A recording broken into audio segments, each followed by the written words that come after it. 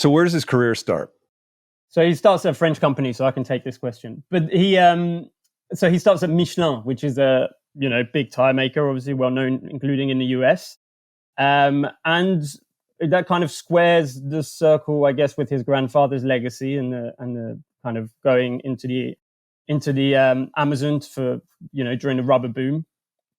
And so he goes down to Clermont-Ferrand, which is a town in the middle of France, quite a long way away from Paris, actually, in around some mountains and whatnot, very quiet. And he begins to rise. Michelin is an interesting company because it's run along like very kind of paternalistic principles in that it runs the schools in the town, it runs the hospitals in the town. Like people tend to go and work for Michelin and then they stay there for their entire career. It owns the rugby team, and so and everybody is treated in a kind of equal manner. So at the beginning, even the kind of Polytechnique grads who are most likely at some point going to become the executives or going to run the company, they have to go and work on the factory floor. And so he's like, rolling up rubber, slicing rubber, dicing rubber, like making the tires, basically, which becomes very important later on because, many CEOs don't have that kind of hands-on experience in plants that Ghosn gets at this time. And so, he begins to rise. The other thing to say is that Michelin at the time is expanding really, really quickly across the world. And so it's short on managers. And so they're making these battlefield promotions. So if you're good, you rise very quickly. And so by the age of 27, Ghosn is already in charge of a plant. I can't remember how many people he's in charge of, but I think it's substantial. He's in charge of like hundreds and hundreds of people at a very young age who are older than him. And at a factory that makes like these massive earth mover tires, tractor tires. And so his career... One of the youngest ever head of a factory. Yeah, one of the youngest ever heads of a factory. And so his career just begins to take off from there.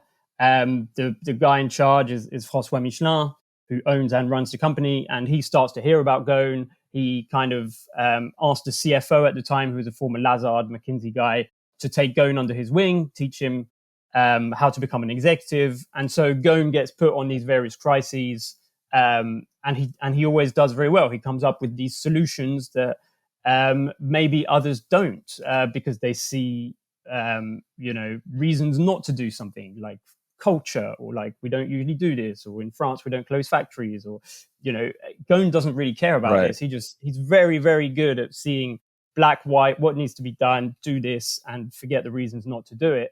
And so he becomes known pretty quickly for turning kind of desperate situations around. And for me, like one of the key moves in his career is Michelin's basically expanded into Brazil in the late 70s, early 80s, and at the time there's like enormous hyperinflation in Brazil, like to the point where people aren't even changing the kind of prices on food products or whatnot. They've just got a kind of like color chart so that they don't have to keep changing it. I mean, I was talking to someone who was saying like he used to leave the hotel and when he'd come back to the minibar, the prices had changed again. And like the minibar prices were more expensive. And so anyway, Michelin is losing all this money over there and thinking, what should we do? And François Michelin, in the end, sends a 31-year-old Carlos Ghosn to turn it around. So again, 31, he's put in charge of a country. And I think he's got about 10,000 workers under him at the time. And so again, very, very young, very, very precocious, turns it around.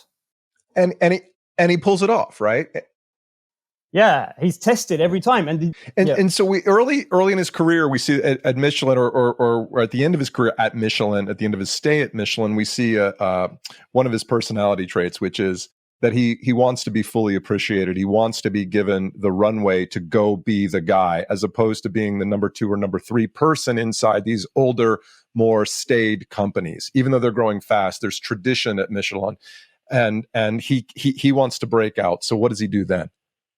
Breakout being an optimal word that we'll hear again in the future. Sean, you want to take this one?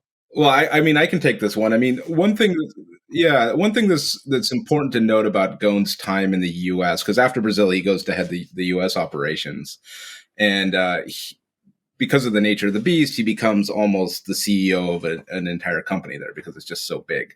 It's also the first time where he really encounters American executive compensation, right? So they take over a U.S. tire maker, and he sees that they're all making way more than he is, and he's making basically middle manager pay at a U.S. company. This is Uniroyal, right? That they took over?